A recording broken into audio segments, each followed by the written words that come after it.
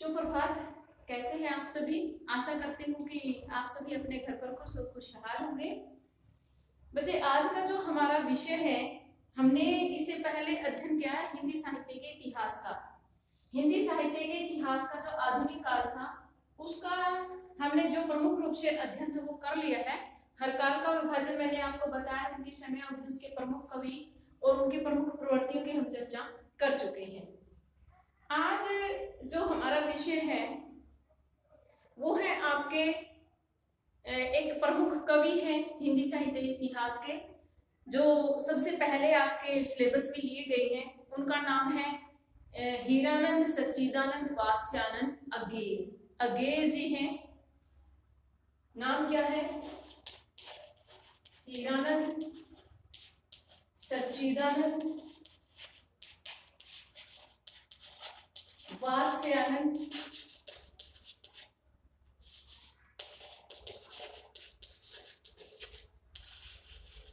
अज्ञेय।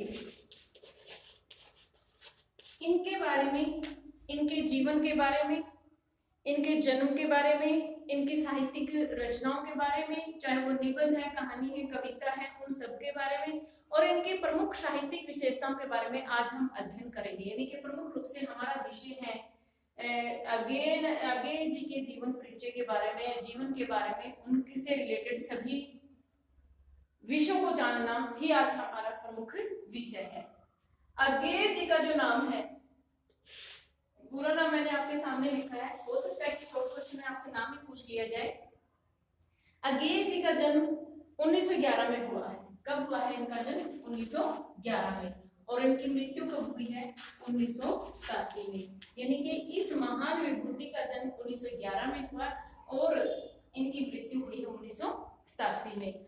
अज्ञेय जी के पिता का नाम हीरानंद है और माता का नाम वयंती देवी है। पिताजी का नाम है हीरानंद और माता का नाम है वयंती देवी। वयंती देवी यानी कि हीरानंद जी के घर में और वयंती देवी की एक संतान है जिसका नाम है हीरानंद सच्चिदानंद वात्स्यायन अज्ञेय। ये इनका पूरा नाम है।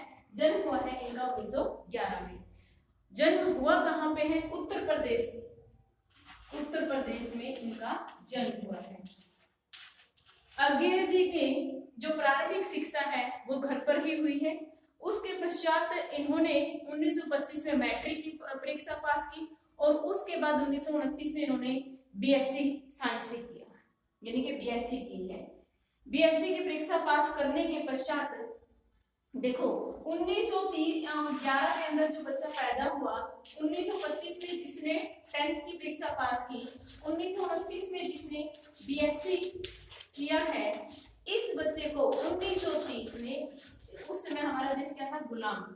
और लगातार आंदोलन में भाग लेने के कारण इसको गिरफ्तार कर लिया जाता है।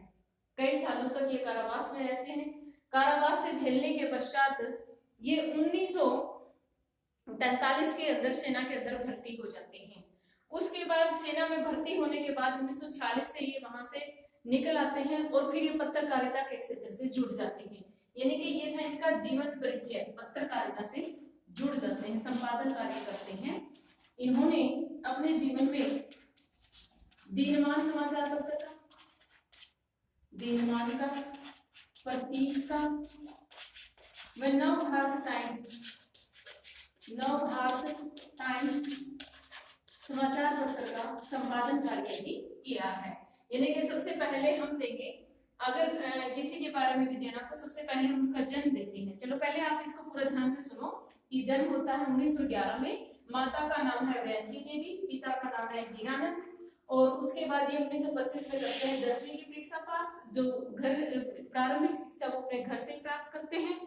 उसके बाद 1929 में क्या करते हैं? ये बीएससी साइंस करते हैं। वो साइंस करने के पश्चात ये 1930 में हमारे राष्ट्रीय आंदोलन में भाग लेते हैं, जिसके कारण इन्हें जेल में जाना पड़ता है, कारावास में चले जाते हैं।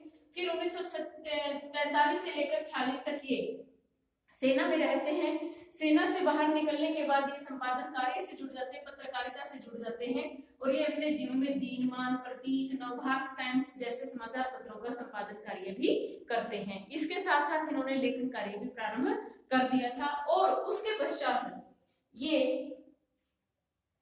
यहां से जाकर कैलिफोर्निया जो यूनिवर्सिटी है उसके अंदर ये भारतीय साहित्य और संस्कृति के अध्यापक के रूप में कार्य करने लगते हैं। यानी कि कैलिफोर्निया में जाकर इन्होंने अपने जीवन का कैलिफोर्निया के विश्वविद्यालय के अंदर इन्होंने पढ़ाने का कार्य भी किया है। 1960 के अंदर 1960 में कहाँ चले जाते हैं ये कैलिफोर्निया जाकर कैलिफोर्निया विश्वविद्यालय के अंदर ये अध्यापन कार्य शुरू करते हैं और आजीवन अपने जीवन में ये लिखने में लीन रहते हैं, यानी कि साथ साथ ये लेखन कार्य करते रहते हैं। मुझे लगता है आपको ये बातें समझ में आई होगी। हीरानंद सच्चिदानंद वात्स्यायन अज्ञेय का जन्म 1911 में होता है। इनके पिता का नाम हीरानंद है, माता का नाम वयंती देवी है। 10वीं तक की परीक्षा इन्होंने गांव में ही पास की है। 1925 में 10वीं की परीक्षा पास कर ली थी। उसके बाद 29 में इन्होंने बीएससी साइंस किया है। उसके पश्चात देश के राष्ट्रीय स्वतंत्रता आंदोलन में भाग लेते हैं, जिसके कारण इन्हें कारावास में जाना पड़ता है। उसके पश्चात वहां से आने के बाद ये सेना में भर्ती होते हैं और उसके साथ साथ वहां से निकलने के पश्चात इनका जन्म कहाँ होता है, उत्तर प्रदेश में। फिर ये संपादन कार्य करने लगते हैं, जिसमें दीनमान समाचार पत्र का, प्रतीक का, नवभारत टाइम्स जैसे प्रसिद्ध अखबारों का संपादन कार्य को देखते हैं। उसके पश्चात ये 1960 में कहाँ चले जाते हैं, कैलिफोर्निया में, भारतीय साहित्य और संस्कृति के अध्यापन कार्य में व्यस्त हो जाते हैं। इसके साथ साथ ये अपने लेखन कार्य में पूर्ण रुचि रखते हैं, जिसमें इन्होंने अपने जीवन काल में चाहे वो कविता हो, चाहे वो कहानी हो, चाहे वो निबंध हो, चाहे वो उपन्यास हो, चाहे वो नाटक हो, हर विषय हर विधा के ऊपर, चाहे वो संस्मरण हो, रेखा चित्र हो, हर एक विधा के ऊपर इन्होंने लेखन कार्य किया है। और जो सच्चिदानंद वात्स्यायन अज्ञेय जी हैं, इनका जो अज्ञेय नाम है बच्चे, ये अज्ञेय नाम जो हिंदी साहित्य इतिहास के प्रमुख कवि है जैनेन्द्र जी के द्वारा इनको यह नाम दिया जाता है। जैनेन्द्र जी ने इनका नाम क्या कहा है, अज्ञेय, यानी कि अज्ञेय नाम से सबसे पहले संबोधित किसने किया था, जैनेन्द्र जी ने, यानी कि अज्ञेय जी का अज्ञेय नाम जैनेन्द्र जी का दिया हुआ है। आशा करते हैं कि आपको ये बात समझ में आ गई होगी। अब बात करते हैं हम इनकी सबसे पहले साहित्यिक रचनाओं के बारे में, यानी कि साहित्यिक कार्य क्या क्या किया है, कौन कौन सी विधाओं पर क्या क्या लेखन कार्य किया है। लेकिन उससे पहले लिखने का जो तरीका है मैं आपको वो बताऊंगी कि किस ढंग से आपको, क्योंकि जो पेपर में आएगा 10 मार्क्स का आएगा ये, तो उसके अकॉर्डिंग आपका लेखन का जो तरीका वो बढ़िया होना चाहिए। सबसे पहले आप पॉइंट डालोगे जन्म, फिर दोगे जन्म स्थान, फिर दोगे माता का नाम, पिता का नाम, फिर दोगे आप शिक्षा, फिर दोगे जैसे आप इसमें कह सकते हो संपादन कार्य, ठीक है, या फिर विशेष कार्य या अध्यापन कार्य भी यहाँ पर आप दे सकते हो, क्योंकि पहले संपादन कार्य किया है फिर अध्यापन कार्य। इस तरह से हेडिंग बनाकर आप उसके अंदर अपने जो विशेषताएं हैं, विशेष बातें हैं वो आप उसमें लिखते हुए चलोगे। अब हम बात करेंगे नेक्स्ट जो पॉइंट होगा ये वो आपके जीवन से रिलेटेड, इनके बारे में जो भी हमें पता था वो हमने लिखना सीखा है। अब हम बात करेंगे इनकी साहित्यिक रचनाओं के बारे में, कि इनकी प्रमुख साहित्यिक रचनाएं जो हैं वो कौन कौन सी हैं, किस किस विधा पर इन्होंने लेखन कार्य किया है। तो अज्ञेय जी बहुमुखी प्रतिभा के धनी हैं। इन्होंने अपने जीवन काल में विभिन्न बहुत सारे काव्य संग्रहों की रचना की। सबसे पहले बात करते हैं हम काव्य संग्रह की। फर्स्ट हेडिंग ऊपर लिखोगे प्रमुख रचनाएं। जो काव्य संग्रह है इसमें अगर बात की जाए, चिंता है,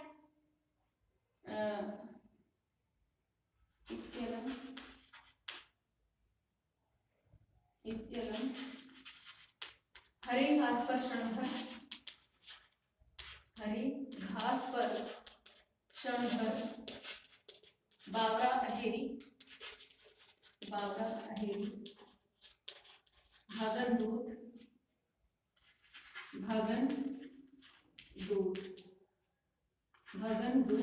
हरी घास पर क्षणभर, अपूर्वा, दुर्वादल, सुनहले सैवाल, कितनी नदियों में कितनी बार, कितनी नाव में, सॉरी कितनी बार ऐसा कोई घर आपने देखा है, ऐसा कोई घर आपने देखा है। ये इनकी प्रमुख काव्य संग्रह है। ये काव्य संग्रह है जो इनके प्रमुख रूप से वो है भगनदूत है, चिंता, भगनदूत, चिंता, इत्यलम, भगनदूत है, चिंता है, इत्यलम है, हरिघट पर क्षणभर है, बाबरा अहेरी है, इंद्रधनुष रोंधे हुए है, भगनदूत है, अपूर्वा है, दुर्बादल है, सुनहले सवाल है, कितने नाव में कितनी बार है। ये इनके ऐसा कोई घर आपने देखा है। इस प्रकार से ये इनके बहुत सारे जो काव्य संग्रह है, ये इनके प्रसिद्ध काव्य संग्रह है, जिसमें इसके अलावा इन्होंने केवल काव्य संग्रह नहीं लिखे हैं, इनकी अगर दूसरी विधा की बात करें, दूसरा लेख लेते हैं हम नाटक। इन्होंने अपने जीवन काल में एक नाटक भी लिखा है जिसका नाम है उत्तरप्रियदर्शी। उत्तरप्रियदर्शी जो अशोक है ना, अशोक साहित्य के सॉरी आपकी इतिहास के अंदर आता है। अशोक बहुत महान राजा हुए हैं, तो अशोक के जीवन के ऊपर आधारित है इनका उत्तरप्रियदर्शी नाटक। उसके पश्चात यदि हम बात करें उपन्यास की, उपन्यास है इनके प्रसिद्ध शेखर एक जीवनी,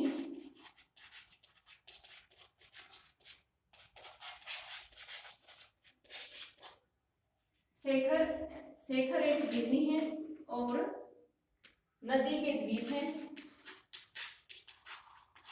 नदी के द्वीप और अपने अपने अजनबी, अपने अपने अजनबी, ये इनके क्या प्रमुख उपन्यास हैं। सबसे पहले बात की हमने काव्य संग्रह की। काव्य संग्रह का नाम क्या क्या है? चिंता, इत्यलम, भगनदूत, हरिघास पर क्षणभर, बावरा अहेरी, महावृक्ष भी है इनकी रचना, कितनी नाव में कितनी बार भी है, ऐसा कोई घर आपने देखा है, सुनहली सवाल है, अपूर्वा है। तो इस प्रकार से बहुत सारे काव्य संग्रह लिखे। नाटक इन्होंने एक ही लिखा है जिसका नाम है उत्तरप्रियदर्शी। किसके जीवन पर आधारित है ये? अशोक, महाराज अशोक के जीवन पर आधारित है। उपन्यास लिखे इन्होंने अपने जीवन में शेखर एक जीवनी, जो एक मनोविश्लेषणात्मक उपन्यास है, जिसमें एक बच्चे के कह सकते हो आप, जिसमें शेखर नाम का पात्र होता है, उसके मन के अंदर चल रहे द्वंद का चित्रण इन्होंने इस रचना के अंदर किया है। बहुत ही अच्छी रचना है ये। नदी के द्वीप है और अपने अपने अजनबी है, ये इनके प्रमुख उपन्यास है। उसके बाद अगले यदि विधा की बात की जाए, नेक्स्ट जो विधा है वो है इनके संस्मरण। संस्मरण के अंदर इन्होंने लिखा है, सॉरी संस्मरण नहीं कह सकते इनको, यात्रा वृत्तांत, अरे यायावर, यात्रा वृत्तांत, सॉरी क्या है? यात्रा वृत्तांत। अरे यायावर रहेगा याद, अरे यायावर रहेगा याद, एक बूंद सहसा उछली, एक बूंद सहसा उछली। तो इस प्रकार से ये इनकी प्रमुख जो यात्रा वृत्तांत है वो है। इसके अलावा इन्होंने अपने जीवन कार्य में लिखे हैं, निबंध भी लिखे हैं, बहुत सारे निबंध हैं, जिसमें आल बाल है, अधतन है, अधतन है, त्रिशंकु है, भवंती है, संवत्सर है, संवत्सर, त्रिशंकु, भवंती, संवत्सर, धार और किनारे हैं, धार और किनारे हैं, कहाँ है द्वारका, कहाँ है द्वारका, स्मृति क्षमता है। ये इनके प्रमुख निबंध कहे जाते हैं। क्या क्या है? ये यात्रा वृत्तांत और ये क्या है? निबंध। इसके अलावा देखा जाए इन्होंने कहानियां भी लिखी है, बहुत सारे अपने जीवन काल में कहानियां, जिसमें इंपॉर्टेंट की अगर बात की जाए, जयदोल है, जयदोल, और ये तेरे प्रतिरूप है, ये तेरे प्रतिरूप, कोठरी की बात है, कोठरी की बात, से ये इनकी प्रमुख कहानियां हैं। अमर बलरी है, अमर बलरी, अमर बलरी, ये इनकी प्रमुख कहानियां हैं। यानी कि अपने जीवन काल में इन्होंने विभिन्न विधाओं के ऊपर लेखन कार्य किया है। ये केवल साहित्य यूं नहीं कह सकते केवल कवि नहीं थे, केवल कहानीकार नहीं थे, केवल नाटककार नहीं थे, केवल यात्रा वृत्तांत लेखक नहीं थे, केवल निबंधकार नहीं थे, अर्थात ये बहुमुखी प्रतिभा के धनी थे। यानी कि इन्होंने अपने जीवन में हर विधा के ऊपर लेखन कार्य किया है। काव्य संग्रह की बात करें तो वो भी बहुत अच्छे हैं, जिसके ऊपर इन्हें कहाँ पे बताया मैंने, कितनी नाव में कितनी बार, इसके ऊपर इन्हें साहित्य अकादमी पुरस्कार प्राप्त हुए हैं। कौन सा पुरस्कार मिला है इन्हें? साहित्य अकादमी। और जो यहाँ पर मैंने लिखा है यात्रा वृत्तांत है, जो एक बूंद सहसा, एक और रचना है जिनके ऊपर इन्हें ज्ञानपीठ पुरस्कार मिला है, वो रचना है आंगन के पार द्वार। कितनी नाव में कितनी बार पर मिला है इन्हें ज्ञानपीठ पुरस्कार? कौन सा पुरस्कार मिला है? ज्ञानपीठ पुरस्कार मिला है। कितनी नाव में कितनी बार। और इसके अलावा एक बूंद जो सहसा उछली है, इस पर मिला है इन्हें साहित्य अकादमी पुरस्कार, साहित्य अकादमी। इस रचना पर मिला है इन्हें साहित्य अकादमी, और कितनी नाव में कितनी बार पर मिला है इन्हें ज्ञानपीठ पुरस्कार। जो ज्ञानपीठ पुरस्कार है, ये हिंदी साहित्य इतिहास का सबसे बड़ा पुरस्कार माना जाता है। भारत का हिंदी साहित्य इतिहास का सबसे बड़ा पुरस्कार है ज्ञानपीठ पुरस्कार। तो ज्ञानपीठ पुरस्कार से भी सम्मानित है ये, और साहित्य अकादमी पुरस्कार से भी सम्मानित है। इसके अलावा इस रचना के ऊपर इन्हें जो विक्रम विश्वविद्यालय है उसकी ओर से इन्हें पीएचडी डी.लिट की मानद उपाधि भी दी गई है। किसकी ओर से? विक्रम विश्वविद्यालय की ओर से, विक्रम विश्वविद्यालय की ओर से जो डी.लिट की है वो इन्हें मानद उपाधि भी दी गई है। मैंने आपको पहले भी कक्षाओं के अंदर, मैं हर क्लास के अंदर बताती हूँ, मानद उपाधि वो नहीं होती, इन्हें यूं नहीं है कि डी.लिट इन्होंने करवा दी थी वहां से। मानद उपाधि का मतलब होता है जो जिसमें कोई पैसा वैसा नहीं दिया जाता, नाम मात्र होती है, लेकिन एक बहुत बड़े सम्मान की बात होती है, आदर की बात होती है, उसे मानद उपाधि कहते हैं। तो डी.लिट की उन्हें उपाधि दी थी विक्रम विश्वविद्यालय ने, बहुत अच्छी रचनाओं के रचने के कारण। आशा करती हूँ कि जो इनकी साहित्यिक रचनाएं वो आपको समझ में आ गई होगी। पहले इनके काव्य संग्रह है, काव्य संग्रह में कौन कौन से इनके काव्य संग्रह है? चिंता है, इत्यलम है, हरे घास पर क्षणभर है, बाबरा अहेरी है, भगवत है, अपूर्वा है, सुनहरे सवाल है। इस प्रकार से ये इनके प्रमुख काव्य संग्रह है। दूसरी बात करें हम नाटक की, तो नाटक इनका जो प्रमुख है वो है उत्तरी प्रियदर्शी। इसके अलावा जो उपन्यास है शेखर एक जीवनी है, नदी के द्वीप है, अपने अपने अजनबी है। इसके अलावा यात्रा वृत्तांत देखे तो अरे आया पर रहेगा याद, एक बूंद सहसा उछली, ये इनके प्रमुख है यात्रा वृत्तांत है। निबंध की बात करें तो आल पाल है, अद्यतन है, त्रिशंकु है, भगवती है, संवत्सर है, धार और किनारे है, कहाँ है द्वारका, स्मृति छंदा, ये बहुत सारे, केंद्र और परिधि, ये इनके बहुत सारे निबंध है। इसके अलावा बात की जाए कहानियों की तो कहानियों में जयदोल है, ये तेरे प्रतिरूप है, कोठरी की बात है, अमर बलरी है। इस प्रकार से ये इनकी प्रमुख कहानियां हैं। आशा करती हूँ कि आपको ये बातें जरूर समझ में आ गई होगी। कल हम बात करेंगे इनकी साहित्यिक विशेषताओं के बारे में। तो अगर फिर भी किसी बच्चे की समस्या है तो वो व्यक्तिगत नंबर पर फोन करके वैसे पूछ सकता है। धन्यवाद। जय हिंद, जय भारत।